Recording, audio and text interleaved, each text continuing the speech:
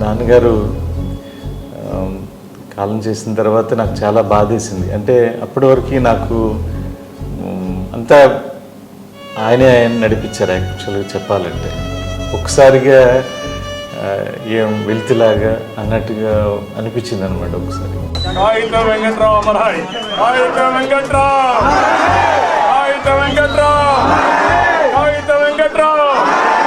నాన్నగారు లేనటువంటి లోటు, నాన్నగారిని వెన్నంటి నిలిచినటువంటి నాయకులు కార్యకర్తలు ఎవరైతే ఉన్నారో, అలాగే కొత్తగా ఎవరైతే యువత ఉన్నారో వాళ్ళు నన్ను ముందు నుండి నడిపించారు.